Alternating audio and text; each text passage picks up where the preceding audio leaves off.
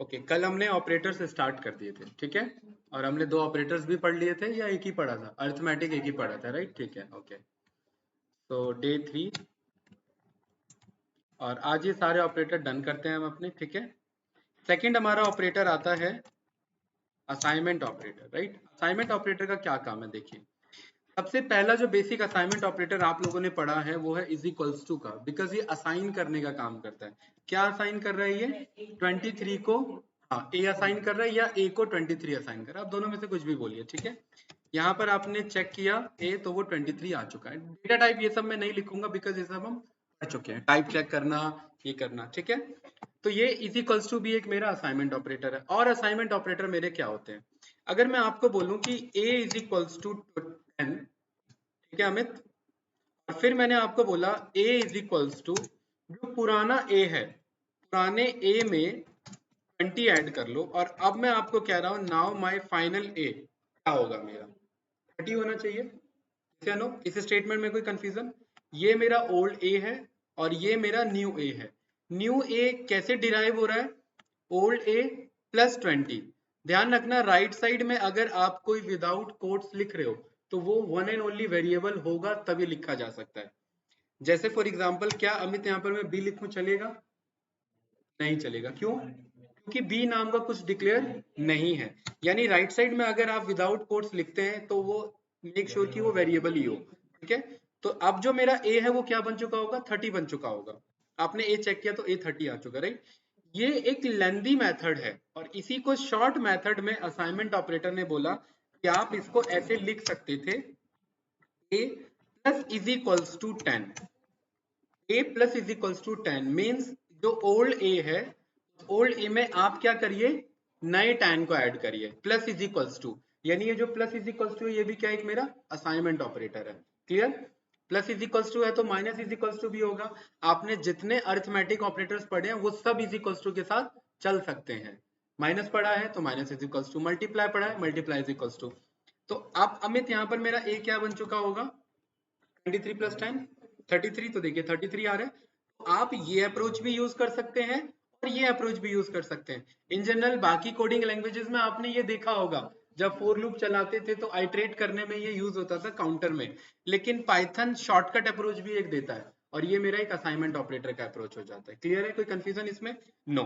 अब इस स्टेटमेंट को बताइए, a is equals to 10, a plus is equals to 10, a plus is equals to 20, a minus is equals to 10 and a multiply is equals to 10। मेरा a क्या होना चाहिए final? सोचिए, मैंने सारे ऑपरेशन एक साथ यूज किए। 400, स्टेप बाय स्टेप चलो। ये 10 था, 10 में अगला 10 ऐड हुआ, क्या हो गया? 20। 20 में अगला 20 ऐड हुआ, क्या हो गया? 40। 40 में से 10 माइनस हो गया, मतलब 30। 30 में 10 मल्टीप्लाई हो रहा है 300। तो यानी इसका आंसर क्या आना चाहिए? 300। यानी कि लॉजिकली आप समझ पा रहे हो कि ये प्लस इज इक्वल्स टू क्या काम कर रहा है, माइनस इज इक्वल्स टू क्या कर रहा है, मल्टीप्लाई इज इक्वल्स टू क्या कर रहा है, ठीक है। तो इसमें अलग अलग ना बता के अगर मैं इसी में सारे स्टेप अप्लाई कर दूं, a division is equals to, floor division इस बार यूज कर रहा हूं, 10, तो मेरा क्या आंसर होगा? मतलब मैं 300 को 10 से डिवाइड कर रहा हूं, और फ्लो डिवीजन मुझे क्या रिटर्न करता है? कोशिएंट। 300 जब 10 से डिवाइड हो जाएगा तो कोशिएंट क्या आएगा मेरा? 300 जब 10 से डिवाइड हो जाएगा, ये वाला, तो क्या कोशिएंट आ रहा है मेरा? 30। 10 30 जा 300। तो अब मैं यहाँ पर रन करूंगा तो मेरा कितना आंसर इसका आना चाहिए? और यहाँ पर मुझे इज इक्वल्स टू भी देना है, अदरवाइज वर्क नहीं करेगा। तो मेरा कितना आंसर आ रहा है? 30। जितना भी आपने अरिथमेटिक पढ़ा है, इज इक्वल्स टू के साथ अगर वो चले तो वो असाइनमेंट ऑपरेटर बन जाता है। कोई कंफ्यूजन इस स्टेटमेंट में? नो। ठीक है। अब अगर मैं बोलूं a star star is equals to 2, means 30 की पावर 2, क्योंकि मेरे यहां तक आंसर क्या बन चुका था? 30 बन चुका था, और 30 की पावर 2, 30 का स्क्वायर 900। तो मेरा क्या आंसर आएगा यहाँ पर? एक मिनट, क्या इश्यू है यहाँ पर? अच्छा एक मिनट, ये स्पेस कैसे लग गया? हाँ, स्पेस नहीं लगना चाहिए, ठीक है। Star star is equals to 900, ये स्पेस एक इशू हो जाएगा, ध्यान रखना, साथ में ही चलता है उसके, ठीक है। 900 आ रहा है कि नहीं आ रहा है? सेम एज इट इज, और ये मैं फाइनल मल्टीप्लाई कर रहा हूँ, मल्टीप्लाई इज इक्वल्स टू 10। क्या आंसर आना चाहिए मेरा? 9000। परफेक्ट। और मैंने फाइनली यहाँ पर बोल दिया कि 9000 को यहाँ पर आप मॉड्यूलस डिवीजन ले लो 2 से, ठीक है। Modulus percentage is equals to 2, मुझे ऐसे लिखना है। ये मेरा अब क्या चेक करेगा, 9000 को जब आप 2 से डिवाइड करोगे तो रिमाइंडर क्या आएगा, रिमाइंडर क्या आएगा, 9000 को जब आप 2 से डिवाइड करोगे रिमाइंडर कितना आएगा, 0 आएगा। भाई कंप्लीट डिवाइड हो जाएगा। हाँ, क्या हुआ, हाँ? नहीं नहीं, बेसिक है, ज्यादा ज्यादा नहीं गया, बस थोड़ा सा ये सारे ऑपरेशन एक साथ चलने लगे तो कॉम्प्लिकेटेड हो गया। फाइनल आंसर क्या हो जाएगा मेरा, 0 हो जाएगा। और ये सिस्टम बार बार इतना ऑपरेशन परफॉर्म कर रहा है, जब जब ये कोड रन कर रहा हूँ ना, सारे ऑपरेशन वो बार बार परफॉर्म कर ले रहा है, इतना फास्ट वर्क कर रहा है वो इस चीज को। ऐसा नहीं है कि 0 आ गया तो स्टोर कर लेगा, नहीं, ये बार बार ये ऑपरेशन रन कर रहा है। क्लियर है, कोई कंफ्यूजन? एंड फाइनली मैंने क्या बोल दिया, a plus is equals to 10, यहाँ से स्टार्ट हुआ था और यहीं पर आकर के मेरा क्लोज हो गया। क्लियर है? और इसी के साथ हमने सारे असाइनमेंट ऑपरेटर वन गो में क्लियर कर लिए। कोई कंफ्यूजन इसमें कुछ पूछना है तो बताइए। तो यानी क्या क्या असाइनमेंट ऑपरेटर है अमित मेरे पास? हाँ, बस एडिशन किया था, सब्ट्रैक्शन किया था, मल्टीप्लिकेशन किया था, मॉड्यूलस का हमने यूज किया था यानी कि परसेंटेज के लिए, डिवीजन यूज किया था, फ्लो डिवीजन था हमारे पास, एक्सपोनेंशियल था हमारे पास, राइट? ये सारे हमने कल पढ़े थे। बताइए, आप बताएंगे, कल बताया था मैंने। हाँ, फ्लोट से पहले वाली, हाँ, फ्लोर वैल्यू, राइट। अगर मैं 23 को नॉर्मली डिवाइड करूं तो ये मेरा 11.5 फ्लोट वैल्यू दे रहा है, लेकिन डबल कर देंगे तो फ्लोट हटा देता है, तो जस्ट क्या आंसर रहेगा मेरा, 11 आंसर रहेगा, ठीक है। तो ये फ्लोट डिवीजन रिटर्न करता है। ये सारे मेरे अरिथमेटिक ऑपरेटर्स थे, इन्हीं का क्या बना, असाइनमेंट ऑपरेटर बना, यानी कि प्लस का क्या बन गया, plus is equals to, minus का बन गया, minus is equals to, star is equals to, ठीक है, modulus is equals to, right, floor division is equals to double floor division, sorry, normal division, floor division and exponential is equals to. ये सारे मेरे topic बन गए assignment operator. पूछना है इसमें, दोनों ऑपरेटर क्लियर है, अरिथमेटिक प्लस असाइनमेंट, ठीक है। देन तीसरा ऑपरेटर आपके पास आता है जो सबसे ज्यादा यूज होता है, कंपैरिजन ऑपरेटर, ठीक है, बहुत ज्यादा यूज होने वाला। पूरा इफ एल्स इस पे टिका हुआ है, पूरा लूप इस पे टिका हुआ है, less than, greater than, is equals to, double is equals to, right, ठीक है। तो इसके अंदर हम लेस देन पढ़ते हैं, ग्रेटर देन पढ़ते हैं, less than is equals to, greater than is equals to, and equality को चेक करने के लिए यहाँ इज इक्वल्स टू नहीं है, बिकॉज ये हम पढ़ चुके हैं, इज इक्वल्स टू असाइन करने के काम आता है। इक्वालिटी को चेक करने के लिए double is equals to, not equality को चेक करने के लिए exclamation mark and is equals to, यानी कि नॉट इज इक्वल्स टू। ये मेरा इस तरीके से कुछ लिखा जाता है। मैथमेटिक्स में भी यही अप्रोच अभी तक हम यूज करते आ रहे हैं, ठीक है। ये सारे ऑपरेटर्स मेरे कौन से कहलाते हैं, कंपैरिजन या रिलेशनल ऑपरेटर्स। रिलेशनल क्यों, कि रिलेशन चेक करते हैं दोनों में, बड़ा छोटा, ग्रेटर देन या लेस देन क्या है मेरा, कैसे वर्क करता है, बहुत इजी है। a is equals to 23, b is equals to 12। आप मुझे बताइए कि इस ऑपरेटर की खासियत है, ये ट्रू फॉल्स के लैंग्वेज में बात करता है। ट्रू फॉल्स डेटा टाइप क्या है, कौन सा डेटा टाइप है true false, boolean data type है, राइट। तो ये बुलियन के रिजल्ट में बात करता है, यानी अमित अगर मैं यहाँ पूछ रहा हूँ a लेस देन b, क्या a लेस देन b है, ए एक्चुअली में बी से छोटा है, तो इसका रिजल्ट ट्रू आएगा, फॉल्स आएगा। तो इसने क्या रिजल्ट दिया मुझे, फॉल्स दिया, ठीक है। क्या ए ग्रेटर देन बी है, परफेक्ट, इसने मुझे क्या रिटर्न किया, ट्रू रिटर्न किया, ओके। क्या A less than is equals to B है, less than is equals to में कोई एक कंडीशन सेटिस्फाई होनी चाहिए, या तो आइदर लेस देन या और इज इक्वल्स टू का कंडीशन। जैसे अगर मैं a23 b23 कर दूं तो क्या a less than is equals to b है, क्या ए बी से छोटा या बराबर है, कोई एक कंडीशन सेटिस्फाई हो रही है ना, तो अगर एक हो रही है तो वो ट्रू है। ये दोनों में से कोई एक चेक करता है, दोनों तो एक साथ पॉसिबल ही नहीं है ना, 23 से छोटा या बराबर थोड़ी ना हो सकता, या तो छोटा होगा या बराबर होगा, एक साथ नहीं हो सकता कोई चीज, दोनों चीजें। आप बताइए मुझे,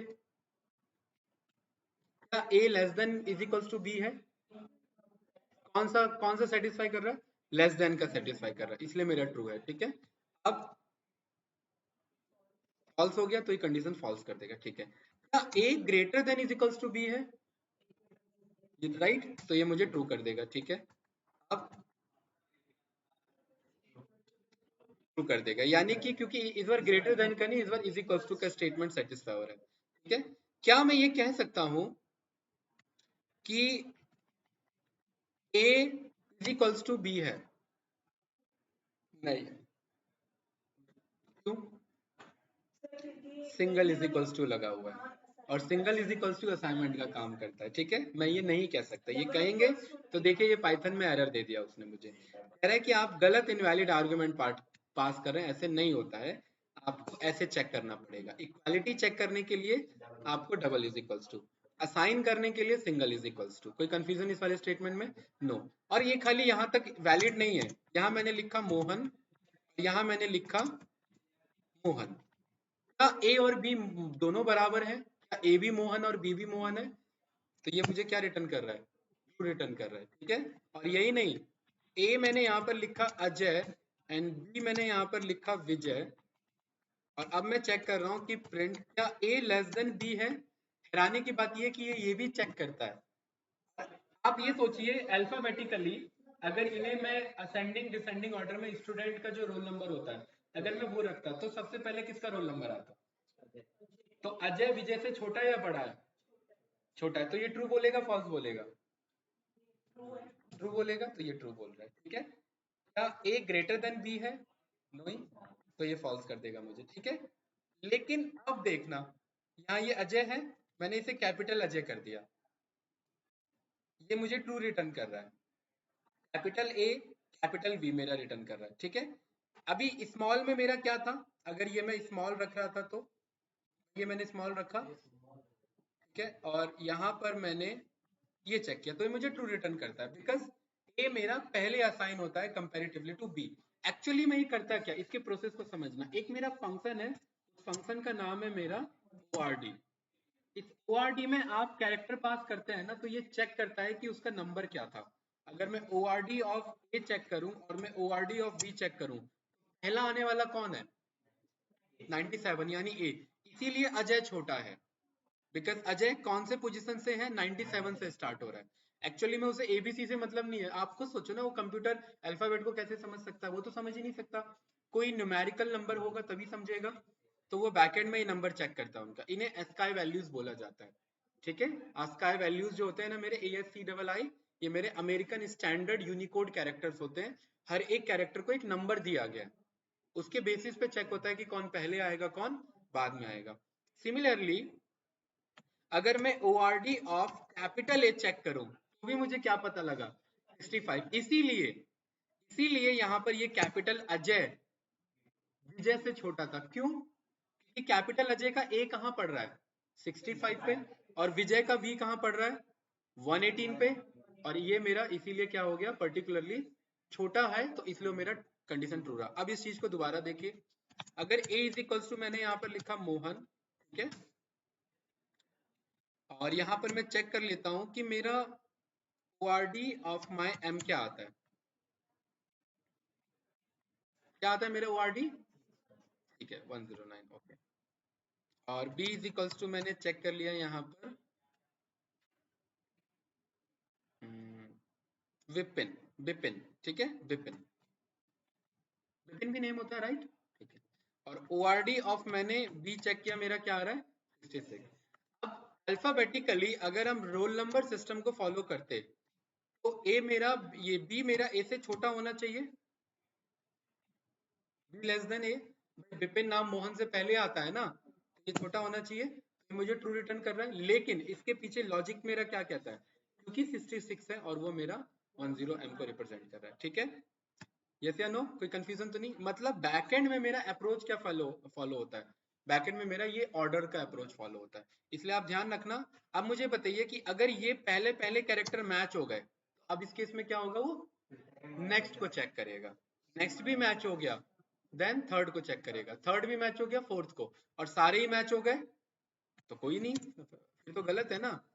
सारे ही मैच हो गए तो लेस देन थोड़ी ना है, तो इज इक्वल्स टू था वो। यस या नो? एक मिनट, ये माउस थोड़ा सा हैंग हो गया, हाँ ठीक है। अगर आपने यहाँ पर अजय और यहाँ पर आपने बी क्या बोल दिया? अजय, यहाँ पर ये कोई लेस देन और ग्रेटर देन का कॉन्सेप्ट नहीं बैठ पा रहा है, इसलिए उसने फॉल्स कर दिया, बिकॉज ये दोनों इज इक्वल्स टू के कॉन्सेप्ट पर है। ए जे जे इन सारे कैरेक्टर मेरे मैच हो रहे हैं। कंफ्यूजन इस वाले में नो। अब यहाँ पर सेम एज इट इज मेरे पास ए एक लिस्ट है और बी एक मेरे पास 8, ये भी एक मेरे पास लिस्ट है, ठीक है। और यहाँ पर मैं पूछ रहा हूँ क्या ए मेरा बी के बराबर है, दिख रहा है ना, यस या नो? कंफ्यूजन इस स्टेटमेंट में मेरा नो। ए अब भी मेरा बी के बराबर है नहीं। ये जो नॉट इज इक्वल्स टू है ये पूछने का तरीका अलग कर देता है। क्या ए बी के बराबर नहीं है? हाँ, ए बी के बराबर नहीं, तो इसका रिजल्ट क्या आएगा, ये मुझे ट्रू रिटर्न करेगा, ठीक है। मतलब उसी चीज को आप रिवर्स वे में पूछ रहे हैं, तो आइदर आप ये यूज कर लेते हैं या आप ये यूज कर लेते हैं, यूज एक ही चीज करते हैं और उसके अकॉर्डिंग आप अपना लॉजिक रेडी करते हैं। कंफ्यूजन इसमें कुछ पूछना है तो बताइए। यहाँ पर ये मेरे कौन से ऑपरेटर्स थे, रिलेशनल या कंपैरिजन, दोनों एक ही नाम है, ठीक है, आप दोनों एक ही बोलो, दोनों एक ही चीज है। कुछ पूछना है इसमें, नो, ठीक है। देन इसके बाद मेरे पास ऑपरेटर्स आ जाते हैं आइडेंटिटी ऑपरेटर। आइडेंटिटी मीन्स जो एग्जैक्ट आइडेंटिटी हो, दिखने में भले ही कोई चीज सेम दिखती है लेकिन उसका आइडेंटिटी सेम नहीं हो सकता। आइडेंटिटी मीन्स जिनका आईडी बराबर हो। ऐसे मैं सेम कोड को लेता हूं, यहाँ पर अमित, ठीक है, और मुझे ये दिखने में कैसे दिख रहे हैं, दोनों बराबर दिख रहे हैं, ठीक है। लेकिन आइडेंटिटी ऑपरेटर के अकॉर्डिंग अगर मैं चेक करूं, आइडेंटिटी में इज और इज नॉट दो चीजें हम चेक करते हैं, इज एंड इज नॉट, ये दो हमारे मिलके आइडेंटिटी ऑपरेटर्स के पार्ट होते हैं। अगर मैं चेक करूं क्या ए और बी एक आईडी से बिलोंग करते हैं, तो इसने मुझे रिजल्ट दे दिया फॉल्स। क्यों ऐसा किया इसने? वेरिएबल डिफरेंट है, बिल्कुल सही बात है, वेरिएबल डिफरेंट है, लेकिन पाइथन क्या करता है, अभी अभी आपको इसका स्टेटमेंट में, अभी आपको इसका जवाब मिलेगा।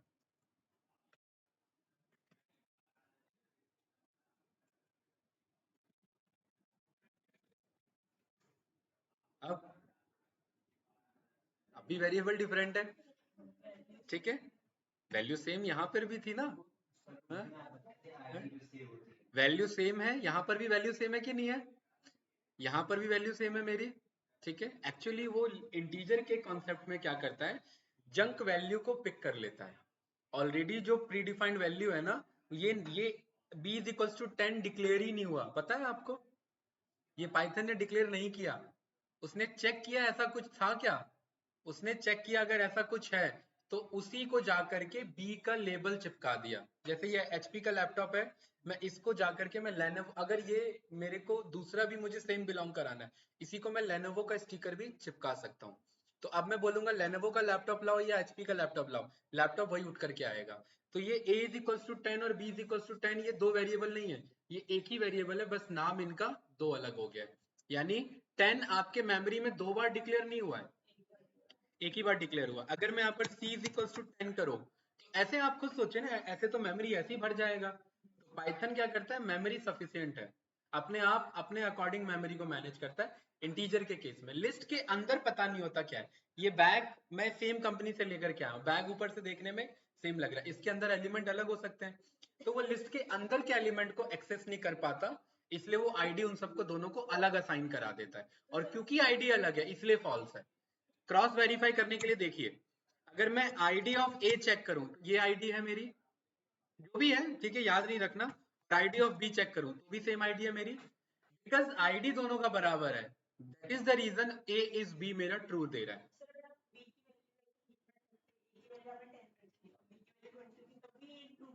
नहीं, कॉस फिर ट्रू क्यों दिखाएगा?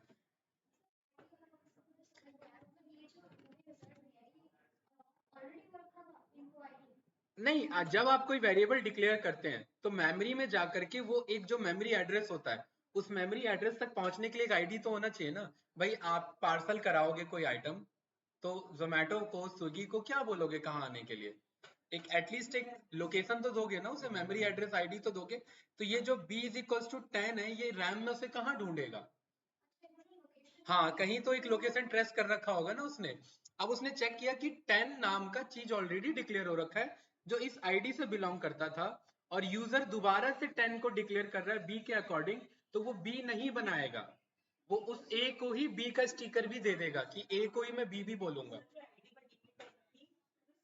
हाँ वो सेम ही रहेगी बिल्कुल। लेकिन ये लिस्ट के केस में नहीं करता क्योंकि लिस्ट एक कलेक्शन एलिमेंट हो जाता है मेरा। ये इंटीजर के केस में वैलिड है मेरा, ठीक है। इसीलिए ये जो ट्रू आपका रिटर्न करता है ना, ये तभी ट्रू आएगा जब एक्चुअली दोनों का आईडी सेम होगा। यानी कि आईडी देखिए दोनों का सेम है। लास्ट का रीड करिए 56584 56584, तो ये मुझे तभी ट्रू रिटर्न करेगा। और लिस्ट के केस में ये चीज वैलिड नहीं हो रही थी। 123 इज इक्वल्स टू 123 और आपने ए इज बी चेक किया तो इसने क्या कर दिया, फॉल्स। क्यों फॉल्स किया होगा अमित? क्योंकि आईडी ऑफ ए ये है और आईडी ऑफ बी ये है। और क्या वो दोनों सेम है? नहीं, वो अलग है, इसीलिए ये ए इज बी फेल हो गया, यानी ए इज बी फॉल्स हो गया। यानी कि इज ऑपरेटर आइडेंटिटी क्या चेक करता है? नहीं लिस्ट में, लेकिन अगर हमें मुझे ट्रू कराना है तो मेरे पे एक अप्रोच है। पहले बताइए, ये समझ में आया? हाँ, और कोई क्वेश्चन इसमें कुछ पूछना है? पक्का? अगर मैं दोनों को बताना चाहता हूँ दोनों एक ही चीज है, मैं यहाँ पर ये बोल दूंगा A is equals to B, A is equals to B. ये क्या करेगा, ये मेमोरी में जाएगा। अगर इसने ए और बी को दो अलग जगह बना रखे थे, उसको तीसरा स्टेटमेंट मिल गया कि भाई दोनों एक ही है, तो उनको अलग ना करके वो एक जगह रख लेगा। अब ये कोड रन करेंगे तो देखिए क्या हो गया, मेरा ट्रू हो गया। नहीं नहीं, equal double is equals to तो इक्वालिटी चेक करता है। अब आप असाइन कर रहे हो, अब आप कह रहे हो ए और बी जो आप अलग मान के बैठे हो लिस्ट के केस में, वो अलग नहीं है, वो एक ही है, उनको एक बना लो। यानी कि ए ही बी है और बी ही ए है। जब आप ए इज इक्वल्स टू बी लिखते हैं ना, तो ये वाइस वर्सा काम करता है। ए ही बी है और बी ही ए है। ये हम आगे लिस्ट में सीखेंगे कि अगर मैं इनमें से कुछ भी बदलूं, बदलेगा दोनों। क्यों बदलेंगे दोनों? क्योंकि दोनों एक ही लोकेशन में रखे हुए हैं, ठीक है। अगर ये स्टेटमेंट पहले रन नहीं करते तो ये फॉल्स है। क्यों? क्योंकि अब ये दोनों अलग लोकेशन में रखे हुए हैं। अलग लोकेशन मींस अलग आइडेंटिटी, अलग आइडेंटिटी मींस इज क्या करेगा, उसे फॉल्स कर देगा। इज यानी बैकएंड में चेक क्या करता है, उनकी आइडेंटिटी को चेक करता है। कोई कंफ्यूजन तो नहीं? इस टॉपिक में इंटरव्यूअर कंफ्यूज कर देता है बहुत ज्यादा। अगर उसे ट्रिक करना होता है आपके साथ तो वो पूछ लेता है कि भाई इसका रिजल्ट क्या आ सकता है। रन करके तो कोई भी बता देगा क्या आ सकता है, प्रैक्टिस अगर होगी तो आप एग्जैक्ट आंसर दोगे इसके पीछे का ये रीजन हो सकता है, ठीक है। तो यहाँ पर और आगे बढ़ते हैं। और आप क्या करना, ये जितने डेटा टाइप है ना सबके साथ एक्सपेरिमेंट करना। स्ट्रिंग का स्ट्रिंग, ये स्ट्रिंग के साथ चेक करना। जैसे a is equals to Ajay and b is equals to, आपने अजय को पिक कर लिया और आपने चेक किया कि क्या a इज b। एक मिनट, क्या रिटर्न कर रहा है, मुझे ट्रू रिटर्न कर रहा है, मतलब b कभी डिक्लेयर हुआ ही नहीं। यहाँ पर आप आईडी ऑफ ए चेक करेंगे और आईडी ऑफ ई चेक करेंगे, दोनों सेम रिप्रेजेंट कर रहे हैं। मतलब इसी को मैंने बोल दिया, एक दूसरा स्टिकर बी चिपका दिया कि ए बी इसी को रिप्रेजेंट करता है, बी बी इसी को रिप्रेजेंट करता है, ठीक है। तो ये पाइथन इस तरीके से मेमोरी को मैनेज कर लेता है। भाई इज नॉट क्या करेगा? नहीं नहीं, इज नॉट बस अलग तरीके से पूछेगा। भाई क्या ए इज बी, क्या ए बी है? ये ट्रू कर दिया। क्या ए इज नॉट बी, क्या ए बी नहीं है? ये तो फॉल्स है ना। हाँ, ये पूछने का तरीका इसका बदल गया ना। जैसे इक्वल और नॉट इज इक्वल, ये जब भी नॉट वर्ड सुनने को मिले ना, समझ जाना ओरिजिनल का रिवर्स है। ए इज बी क्या है? True. A is not be क्या है? फॉल्स। मतलब ये पूछ रहा है क्या ए इज नॉट बी, क्या ए बी नहीं है? नहीं, ए और बी तो है, एक्चुअली ए ही बी है, इसलिए उसने फॉल्स कर दिया इस स्टेटमेंट को। कोई confusion? No. A is equals to 1 2 3 और b इज इक्वल्स टू 1 2, ये a इज b, ये फॉल्स दे रहा है। लेकिन अब a इज नॉट b करेंगे तो ये ट्रू करेगा, क्योंकि ये a इज b के रिजल्ट को रिवर्स कर देता है। नॉट जब भी सुनने को मिले मतलब ये रिजल्ट को रिवर्स कर रहा है। और इसी के साथ आइडेंटिटी ऑपरेटर भी मेरा डन हो जाता है। अभी तक हमने 3 ऑपरेटर पढ़ लिए, अरिथमेटिक, असाइनमेंट, कंपैरिजन और लास्ट में आइडेंटिटी, ठीक है। ये 4 ऑपरेटर हो गए हमारे। हाँ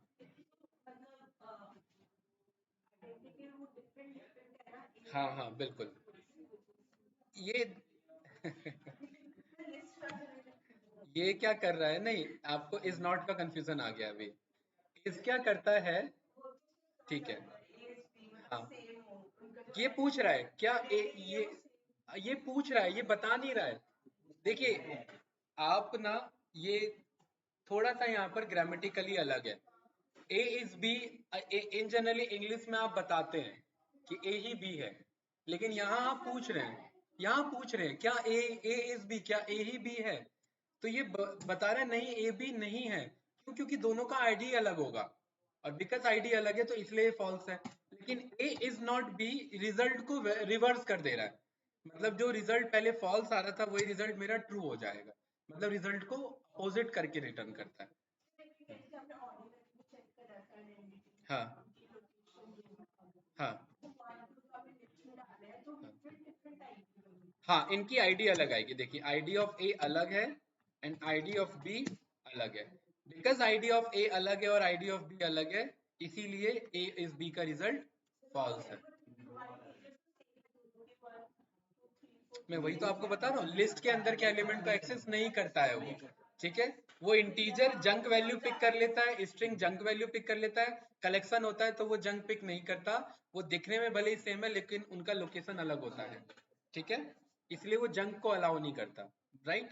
ठीक है, और इसमें भी ध्यान रखना, जंक में भी एक आपका लिमिटेशन होता है। जैसे आपने यहाँ पर ये नंबर दे दिया, ठीक है, समथिंग ये इस तरीके से, और बी भी मैंने बोल दिया। अभी तक हमने क्या देखा था कि ए इज बी मेरा ट्रू आ रहा था, लेकिन अब ये फॉल्स आ रहा है। क्यों? क्योंकि ये जंक वैल्यू नहीं बन सकता, जंक होते हैं छोटे वैल्यू, ठीक है। अब ये एक मेरा बड़ा इंटीजर है तो अभी उसे प्रॉपर एक लोकेशन देगा, राइट।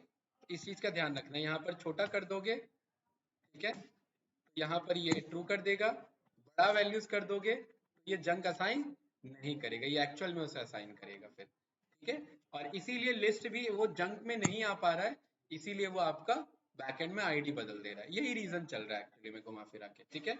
चलिए, अब मेरे पास पांचवा ऑपरेटर, पांचवा ऑपरेटर जो सबसे ज्यादा फॉर लूप में इफ एल्स में यूज होता है कंपैरिजन के साथ साथ में, उसे हम कहते हैं लॉजिकल ऑपरेटर्स, ठीक है। और लॉजिकल से पहले हम ना एक और कर लेते हैं, मेंबरशिप ऑपरेटर, और ये काफी अच्छा ऑपरेटर है। ये बहुत सारे प्रॉब्लम एक बार में रिजॉल्व कर देता है। कैसे? जैसे मेरे पास बहुत सारे एलिमेंट हैं, राइट।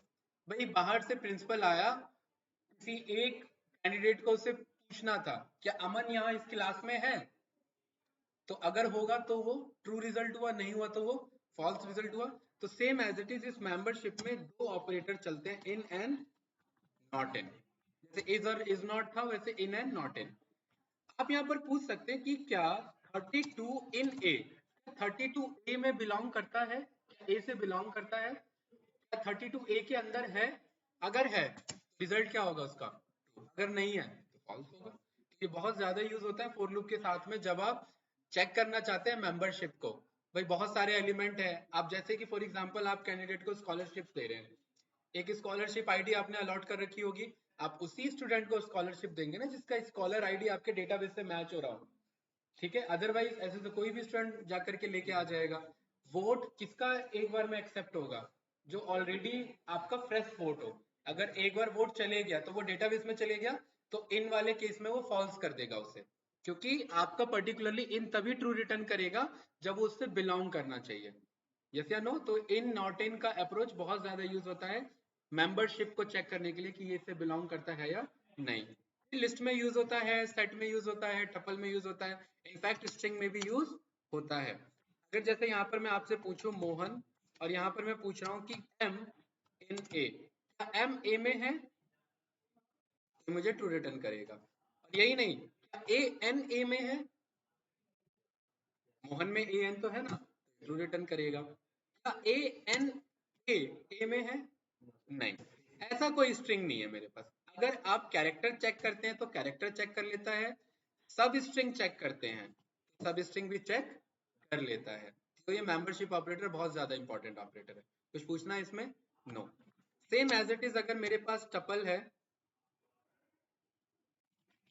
लाइक दिस, और यहाँ पर मैं इससे पूछ सकता हूँ क्या मोहन इस टपल में है, तो मुझे ट्रू रिटर्न करना चाहिए, क्या नो? ठीक है, टपल के अंदर भी मेरा टपल हो सकता है, ध्यान रखना। भाई टपल के अंदर टपल भी हो सकता है, लिस्ट के अंदर लिस्ट भी हो सकता है, मल्टीपल डेटा मेरे एक के अंदर हो सकते हैं। क्या अब मोहन ए के अंदर है? ध्यान से देखिए, क्या मोहन ए के डायरेक्टली अंदर है या इनडायरेक्ट वे में अंदर है? कैसे? अंदर के अंदर है। तो ये जो इन है ना, ये ऊपर ऊपर से चेक करता है, ये अंदर नहीं जाएगा। हाँ, वो उसके अंदर नहीं जा सकता, ठीक है। उसके अंदर हमें जाने के लिए कोड के थ्रू जाएंगे, वो आगे सीखेंगे कैसे उसके अंदर जाएंगे। इसके लिए यहाँ पर वो चेक करेगा, और ये अपने आप में एक पूरा एलिमेंट है।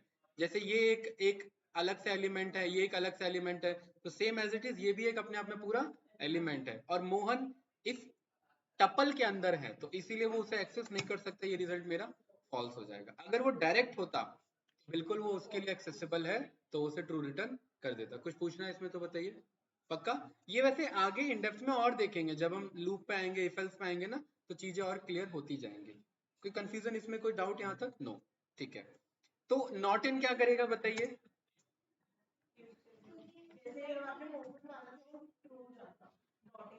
हाँ, नॉट इन मीन्स रिजल्ट को अपोजिट वे में पूछना।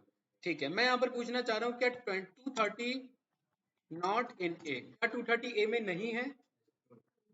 हाँ हाँ, 230 ए में नहीं है, तो मीन्स रिटर्न कर देगा। ठीक है, क्या 230 ए में है? नहीं, तो ये फॉल्स रिटर्न कर देगा। Perfect.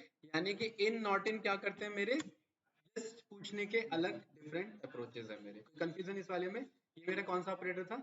Membership operator, right. And मेरा सेकेंड लास्ट ऑपरेटर आ जाता है लॉजिकल। भाई बोर तो नहीं हो गए? का लॉजिकल ऑपरेटर सबसे ज्यादा यूज होने वाला ऑपरेटर, ठीक है। लॉजिकल मींस लॉजिकली आप एक से ज्यादा कंडीशन अप्लाई करते हैं। अभी तक क्या है कि हम एक एक रिजल्ट लेके चल रहे हैं, ठीक है। अगर मैं आपसे बोलूं कि फॉर एग्जांपल एक प्लेन को टेक ऑफ लेना है, और उससे पहले चार कंडीशन हम चेक कर रहे हैं। पायलट का हेल्थ, ठीक है, उसमें मंत्री जी बैठने वाले हैं प्लेन में, तो हम पायलट का हेल्थ चेक कर रहे हैं, प्लेन का हेल्थ चेक कर रहे हैं, पूरा चेकअप, इंजन विंजन फ्लाई से लेकर के सब कुछ, ठीक है। तीसरा, हम क्लाइमेट चेक कर रहे हैं, या मेरा अभी का करंट मेरा क्या चल रहा है वेदर का, ठीक है। चौथा, मैं ये चेक कर रहा हूँ कि पर्टिकुलरली जहां उन्हें लैंड होना है, ठीक है, वहां का कंडीशन मेरा क्या चल रहा है, ठीक है। ये चार कंडीशन है। इन चारों में से कोई एक दो कंडीशन या एक कंडीशन फेल होता है, तो क्या मंत्री जी को जाना चाहिए या नहीं जाना चाहिए? नहीं जाना चाहिए। क्यों? क्योंकि एक कंडीशन फेल हो गई, ठीक है। मतलब तीन कंडीशन सही है, उसके बावजूद भी एक गलत है, तो आपने फॉल्स कर दिया उस स्टेटमेंट को। चारों कंडीशन सही है, चारों ट्रू है, तो क्या मंत्री जी को जाना चाहिए? बिल्कुल भैया, अब तो ट्रू है, अब तो जाना चाहिए उन्हें। चारों में से तीन गलत है, एक सही है। मतलब पायलट की हेल्थ ठीक है, लेकिन ना वेदर ठीक है, ना आपका पर्टिकुलरली प्लेन ठीक है, तो जाना जाएंगे तो फिर ऊपर ही जाएंगे राइट। तो इसका मतलब कंडीशन मेरा नहीं है। तो लॉजिकल ऑपरेटर क्या करते हैं? यही काम करते हैं। जब एक से ज्यादा कंडीशन चेक करनी हो, तो लॉजिकल ऑपरेटर हेल्प करते हैं आपको मोर देन वन कंडीशन को चेक करने में। और बहुत यूज होता है, क्योंकि प्रैक्टिकल प्रोग्रामिंग में आपको एक कंडीशन नहीं, एक से ज्यादा कंडीशन चेक करने पड़ते हैं। और इसके अंदर हमारे ऑपरेटर्स आ जाते हैं एंड, और, एंड फाइनली तीसरा नॉट। तीन ऑपरेटर इसके अंदर हमारे आते हैं, एंड और नॉट, ठीक है। सबसे पहले हम समझते हैं एंड ऑपरेटर को। जैसे मैंने एग्जांपल दिया ना, उसी एग्जांपल को लेकर के, ठीक है। यहां पर मैं बोलता हूं, ठीक है, कि भाई अभी पहले एक छोटा एग्जांपल ले लेते हैं। a इज इक्वल्स टू मैंने 12 ले लिया, b इज इक्वल्स टू मैंने 23, c इज इक्वल्स टू मैंने 34, and d is equals to मैंने 45। ये चार मैंने वेरिएबल्स डिक्लेयर किए, ठीक है। मैं यहाँ पर चेक कर रहा हूँ कि क्या a लेस देन b है, ठीक है। ओके, वो हम आगे देखेंगे। एंड चेक कर रहा हूँ कि क्या b ग्रेटर देन c है, वो आगे देखेंगे। एंड यहाँ पर क्या c बराबर है d के, ठीक है, वो आगे देखेंगे। क्या d ग्रेटर देन c है, चलिए ये आगे देखेंगे। और क्या b मेरा नॉट इज इक्वल्स टू है d के। ये कुछ मेरे कंडीशंस हो गए, ये मल्टीपल कंडीशंस है मेरे। और कितने कंडीशन है अमित? एक, दो, तीन, चार और पांच। आप देख रहे हैं कहीं मैं स्पेस दे रहा हूँ, कहीं नहीं दे रहा हूँ। आप जैसा रीडेबिलिटी रखना चाहते हैं उसके अकॉर्डिंग आप रखिए, इस स्पेस का कोई इशू नहीं आता, ठीक है। अब देखिए, ये एंड ऑपरेटर है, ये सब किससे जुड़े हुए हैं आपस में? एंड। अगर मैं बोलता हूँ डू और डाई, और मैं बोलता हूँ डू एंड डाई, दोनों में क्या डिफरेंस है?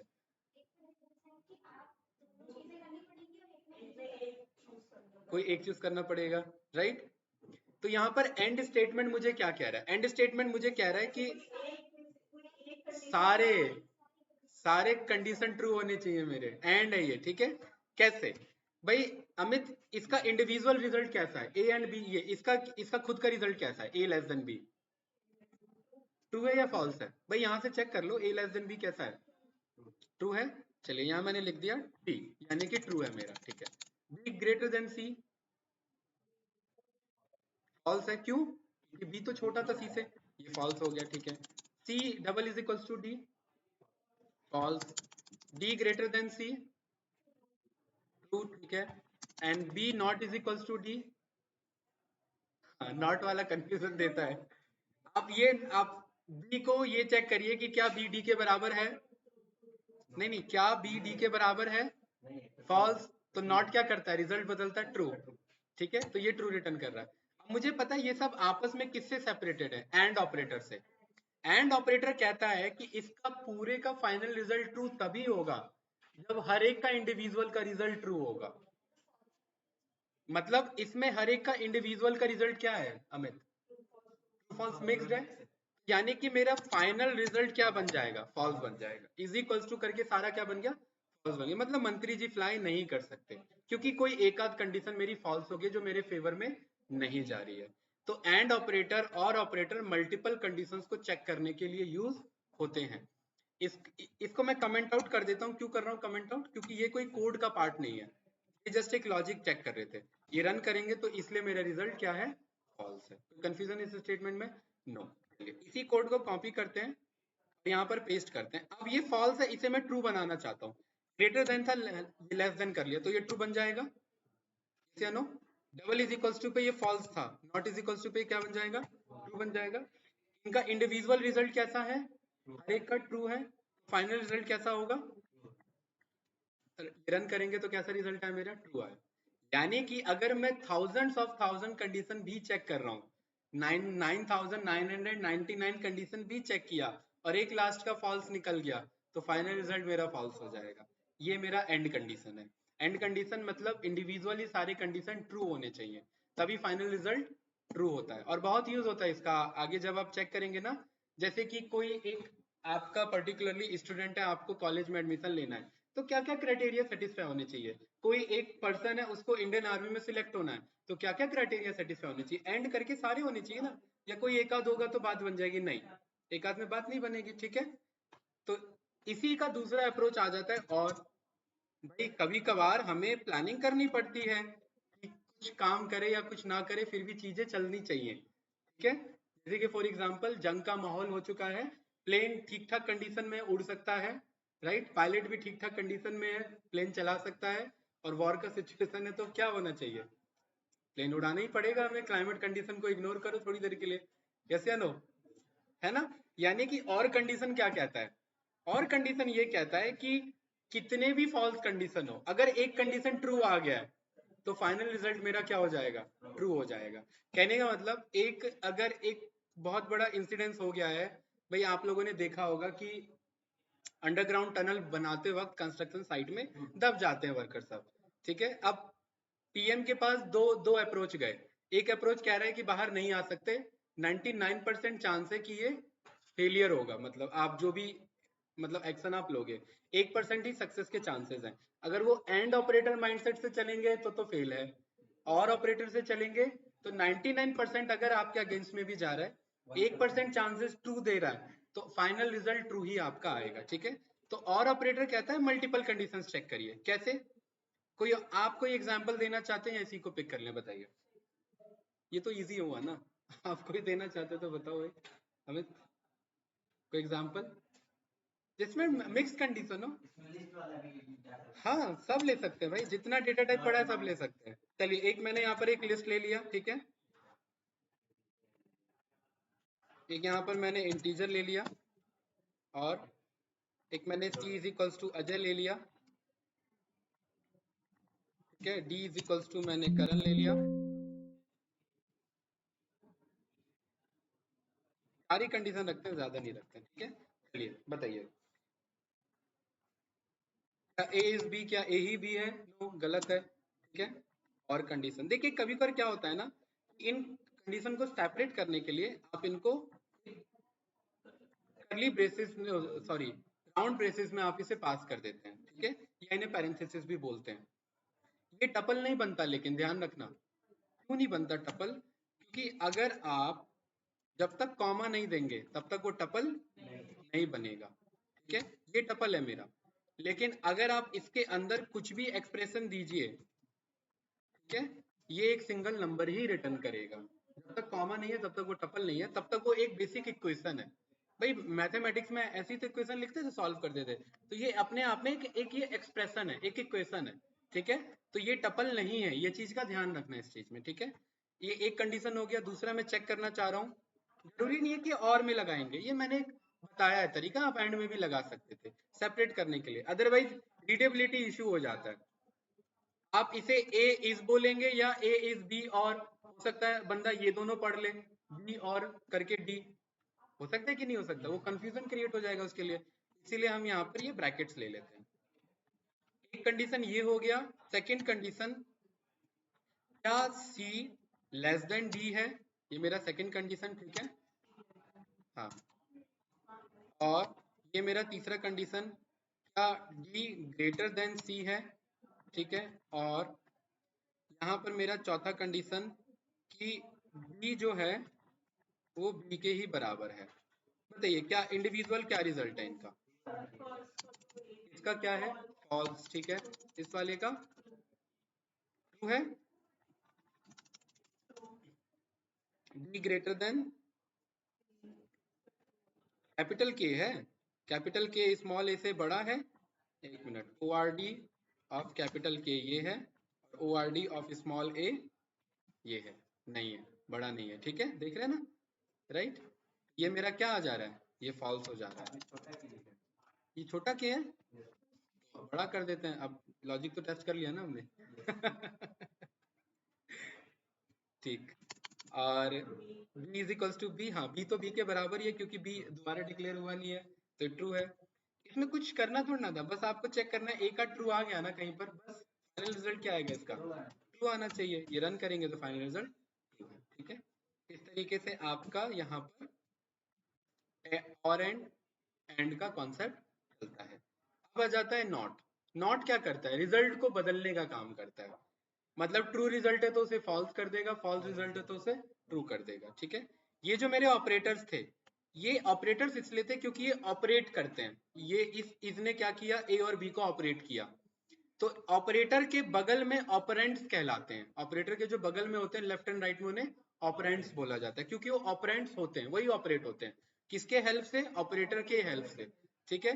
तो ये जो आपका नॉट ऑपरेटर है, ये बीच में नहीं आता, ये स्टार्टिंग में आता है। कैसे? जैसे यहाँ पर आपने बोला कि a इज इक्वल्स टू 12 और b इज इक्वल्स टू 34, आपने बोला कि भाई चेक करो कि प्रिंट क्या a लेस देन b है, तो ये क्या कह रहा है, ट्रू, ठीक है, कोई confusion? No.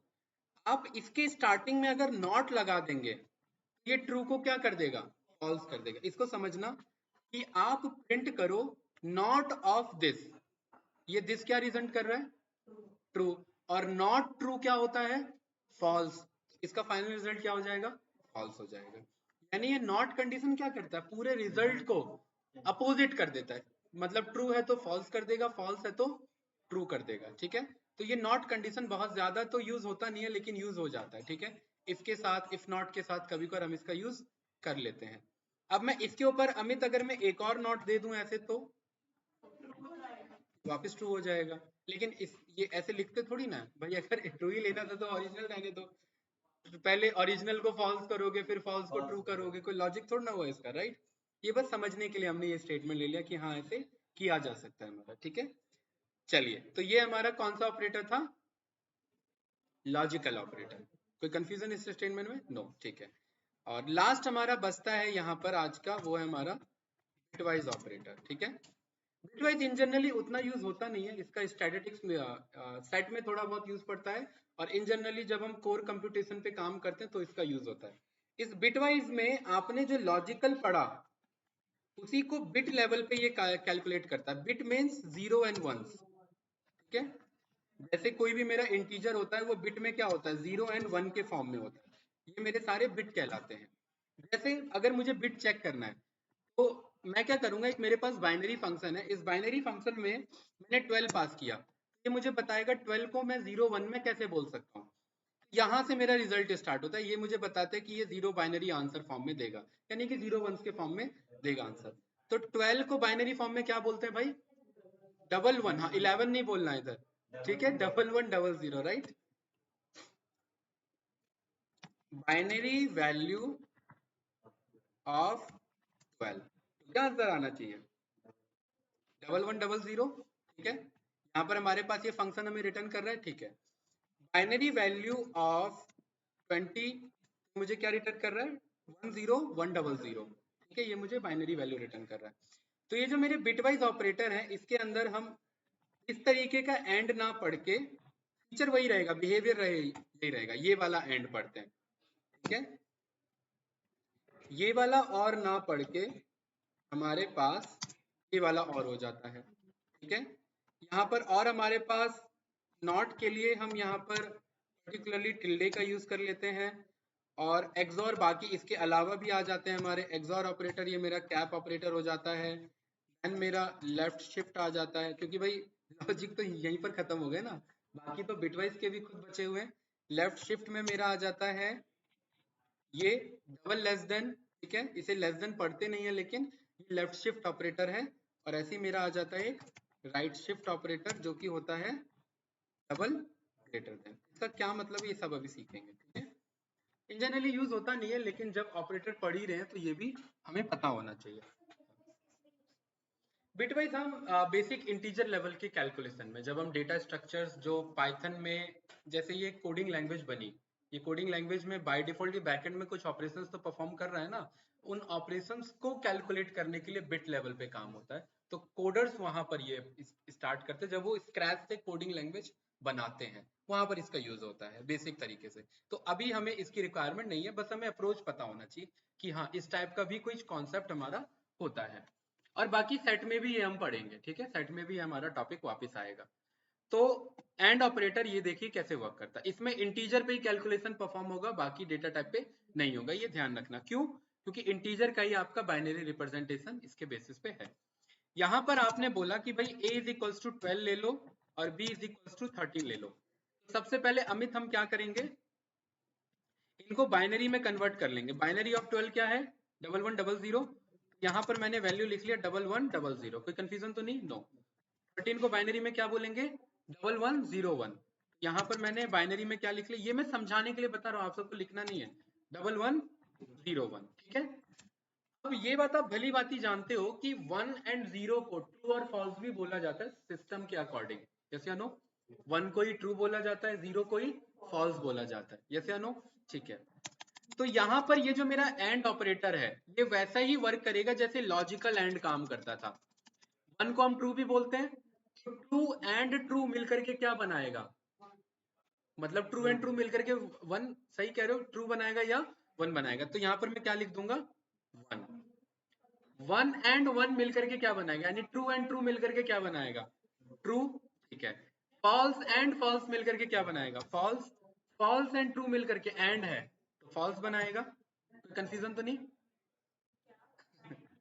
False and true मिलकर के क्या रिजल्ट आएगा भाई, एक कंडीशन फॉल्स है एंड एक कंडीशन ट्रू है, तो फाइनल रिजल्ट क्या हो गया मेरा, फॉल्स हो गया ना, क्योंकि एंड में फॉल्स है तो फॉल्स ही आएगा रिजल्ट, वो ट्रू नहीं देता, ठीक है, कोई कंफ्यूजन तो नहीं। यानी इसने एंड ऑपरेशन इस बाइनरी लेवल पे परफॉर्म किया, और जब इसके बाइनरी लेवल पे इसने ऑपरेशन परफॉर्म किया तो बाइनरी में कुछ ये आंसर आया, यस या नो, क्या आंसर आया बाइनरी में, ये आंसर आया। और इसको वापस इंटीजर में क्या कहते हैं, 1100 को वापस इंटीजर में कन्वर्ट करेंगे तो क्या आ जाएगा, 12। तो आप यहाँ पर अगर लिखेंगे प्रिंट ए एंड बी तो क्या आंसर आ जाएगा वापस उसका, 12 आ जाएगा। यानी ये उसने इंटीजर को बाइनरी में बदला, बाइनरी लेवल पे जाकर के ऑपरेशन किया, और फाइनली उसको इंटीजर में बदला और वापस आपके सामने नंबर ला करके दिया। क्लियर है, ये थोड़ा सा कॉम्प्लिकेटेड था बैकएंड का प्रोसेस, बस ये एक अंडरस्टैंडिंग के लिए रखो। यहाँ ये फर्स्ट क्लास से लेकर के पूरा पाइथन भी कंप्लीट होगा, इसका यूज नहीं आने वाला। सेट में हल्का सा यूज होगा, बाकी इसका यूज नहीं। इसका जब कंपाइलर डिजाइन या नॉर्मली प्रोग्रामिंग को डिजाइन करने पे यूज होता है तब वहां इसकी जरूरत हमें पड़ती है बिट लेवल कैलकुलेशन की। बताओ इसमें कुछ पूछना है तो ये समझ में आ जाएगा, बाकी भी आ जाएंगे। बताओ भाई। मैंने 12 नहीं लिखा है, 12 सिस्टम नहीं लिखा। हाँ हाँ हाँ हाँ, उसको वापस इंटीजर में कन्वर्ट किया और वो आंसर आ गया। हाँ, कुछ और आंसर होता तो वही आता, बिल्कुल वही देखेंगे। हाँ हाँ, बिल्कुल सही, बिल्कुल ठीक है। देखो, अमित कह रहे हैं कि भाई जरूरी नहीं है कि ए एंड बी में पहला ही रिजल्ट आए, ये ध्यान रखना। ये जरूरी नहीं है, वो कोइंसिडेंस है कि इन दोनों का रिजल्ट पहले वाले से मैच हो गया तो उसका इंटीजर वर्जन वापस वही आ गया। अब जैसे बाइनरी मतलब किसी इंटीजर को बाइनरी में कन्वर्ट करने के लिए बिन फंक्शन का यूज करते हैं, ऐसी किसी बाइनरी को इंटीजर में कन्वर्ट करने के लिए इंट फंक्शन का यूज करते हैं। इस नंबर को उठा लो और यहाँ पर पेस्ट कर दो और यहाँ कॉमा 2 पास कर दो। इसने क्या बता दिया, यहाँ पर चेक करिए, कॉमा 2, क्योंकि ये 2 से ही कैलकुलेट होता है। बाइनरी 0 और 1 दो, हाँ दो नंबर है, उसके बेसिस पे 2 पास होता है हमारे यहाँ पर। भाई इस 13 का बाइनरी नंबर क्या है मेरा, ये 1101, और इस 1101 का वापिस इंटीजर क्या है, 13। ठीक है, अब यहाँ पर क्रॉस वेरीफाई कर लें, 1100 क्या था, 12। क्या आंसर देना चाहिए इसने, 12। ये प्रोसेस यहाँ बैकएंड में करता है। चलिए अब इस अप्रोच को दोबारा समझते हैं और थोड़ा बड़ा नंबर लेते हैं। यहाँ मैंने नंबर ले लिया 55, यहाँ मैंने एक नंबर ले लिया 234। बहुत अलग अलग नंबर है, कोई लेना देना नहीं है दोनों का। चलिए यहाँ पर चेक करते हैं कि बाइनरी वैल्यू ऑफ 55 क्या है। Binary value of 55 is this. ठीक है, यहाँ पर उठा करके मैं ये लिख देता हूँ, confusion no. Binary value of, ये ना समझने के लिए कर रहे हैं, ये आपको ऐसे करना नहीं है, ये समझने के लिए हो रहा है। ये मेरा आंसर है, ठीक है। इसका 234 का इसको उठा के मैंने इधर कर दिया। अब एक बात बताइए, बचपन में आप लोगों ने एडिशन पढ़ा होगा, भाई अगर नंबर बैलेंस ना हो स्टार्टिंग में क्या लगा देते हैं, जीरो लगा देते हैं। उसे बैलेंस करने के लिए लास्ट में लगाएंगे तो गड़बड़ हो जाएगा, बाइनरी वैल्यू बदल जाएगी। स्टार्टिंग में लगाने से फर्क नहीं पड़ता। तो मुझे कितने चाहिए बैलेंस करने के लिए भाई, 2 जीरो, तो ये मैंने 2 जीरो पास कर दिया, बैलेंस हो गया मेरा। ठीक है, अब बताइए एंड कंडीशन सीख रहे हैं, तो 0 एंड 1 यानी फॉल्स एंड ट्रू, 0, बहुत बढ़िया। 0 and 1 0, 1 and 1 1, 1 and 0 0, 0 and 1 0, 1 and 0 0, 1 and 1 1, 1 and 0 0, यानी कि ये नंबर है कोई। ठीक है, इसका क्या रिजल्ट होगा, हमें क्या पता क्या रिजल्ट होगा। यहाँ पर हम जाएंगे इंटीजर में कन्वर्ट करेंगे किसे, इस नंबर को, और यहाँ 2 पास कर देंगे, क्या आंसर है 34। और ये रन करेंगे तो क्या आंसर आ रहा होगा 34। ये प्रोसेस कर रहा है। क्लियर है, कोई कंफ्यूजन इस स्टेटमेंट में, कोई डाउट तो नहीं, पक्का। चलिए इस कोड को उठाया और यहाँ पर अब मैंने लगा दिया और ऑपरेटर आप जानते हैं लॉजिक वाला। तो बताइए क्या आंसर आने वाला है इधर। हाँ 1 ट्रू, बिल्कुल सही। ठीक है, फॉल्स एंड ट्रू, वो फॉल्स और ट्रू, तो क्या आया 1, तो यानी कि ट्रू। 0 और 1 1, 1 और 1 1, 1 और 0 1, 1 0 और 1 1 1 1 1, सब में 1 आना है मेरा लॉजिकली। ठीक है, इसको उठाया, राइट। यहाँ पर हम क्रॉस वेरीफाई के लिए कर रहे हैं, अदरवाइज ये रिक्वायरमेंट नहीं थी हमें। ठीक है, वरना हम समझते कैसे कि कर क्या रहा हो बैकएंड में। रन करूंगा तो क्या आंसर आना चाहिए भाई, यही आना चाहिए। 55 उसने उठा करके दे दिया मुझे। ये coding is all about mathematics, वो बैकएंड में मैथ ही करता है, उसका सारा पोर्शन मैथमेटिक्स से डिराइव हो रखा है। तो मैथमेटिक्स को ही एडवांस करने के लिए कोडिंग की रिक्वायरमेंट पड़ी थी। भाई एक ह्यूमन ब्रेन का एक अपना लिमिटेशन है ना, अब हर कोई शकुंतला देवी तो है नहीं जो बड़े बड़े कैलकुलेशन परफॉर्म कर सकती थी, राइट, है ना, तो बाकी का एक अपना लिमिट है। तो इसीलिए इसके लिए कंप्यूटर में आप एल्गोरिदम डिजाइन करते हैं सो दैट कैलकुलेशन फास्ट कर सके। ठीक है, तो और ऑपरेटर क्लियर है, कोई कंफ्यूजन इस स्टेटमेंट में, नो। देन मेरे पास आ जाता है यहाँ पर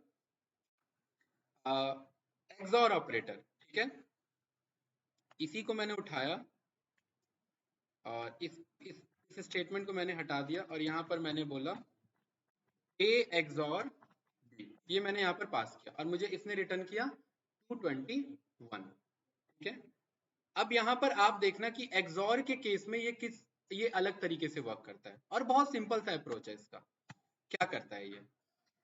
XOR ऑपरेटर कहता है कि अगर दोनों बराबर हुए, 0-0 हुआ तो भी रिजल्ट 0 होगा, 1-1 हुआ तो भी रिजल्ट 0 होगा, ऑल्टरनेट होगा तो रिजल्ट ट्रू होगा।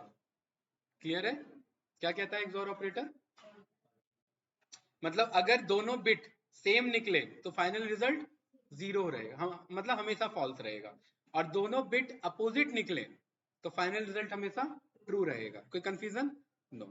आपको पता है 221 इसका आंसर आ रहा है, क्यों आ रहा है? अब इसका लॉजिक निकाल लेते हैं यहाँ पर। ठीक है, क्या ये ऑल्टरनेट बिट है, अपोजिट बिट है? अपोजिट बिट पे क्या आंसर देता है? अरे ट्रू देता है, 1 देता है, तो क्या आंसर हो गया इसका? 1। अपोजिट बिट है 1, सेम बिट है 0, बहुत बढ़िया। अपोजिट बिट है 1, अपोजिट है 1, अपोजिट है 1, सेम बिट है 0, अपोजिट है 1, यानी ये नंबर है मेरा। या नो? इसको उठाया, इंटीजर में हमने टाइपकास्ट किया, इसे यहाँ पास किया, तो क्या आंसर था? 221। इसलिए क्या आंसर है इसका? 221। पूछना है इसमें तो बताइए। एक्सॉर क्लियर है?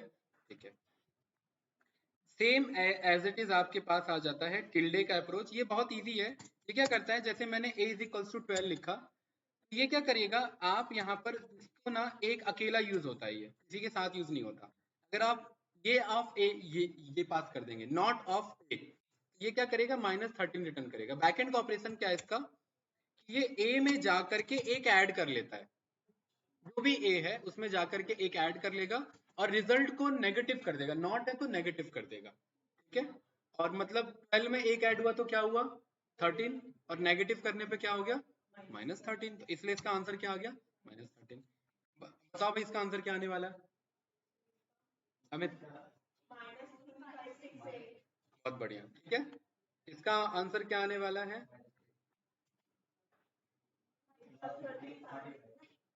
सोचो। हाँ, तो माइनस के 34 में जब आप +1 ऐड करोगे तो माइनस का 33। अब माइनस का 33 को फिर माइनस करोगे, देन वो प्लस का 33 आएगा, तो आंसर प्लस का 33 बना। क्लियर, या कोई डाउट? माइनस माइनस प्लस तो आपने बोला लेकिन यूज नहीं किया। इसका आंसर बताइए।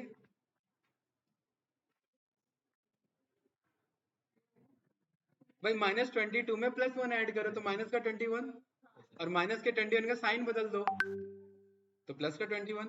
क्या आंसर है? प्लस का 21। ठीक है, एंड लास्ट आपके दो बचते हैं, left shift and right shift. बहुत इजी है, ज्यादा कुछ नहीं है। ठीक है,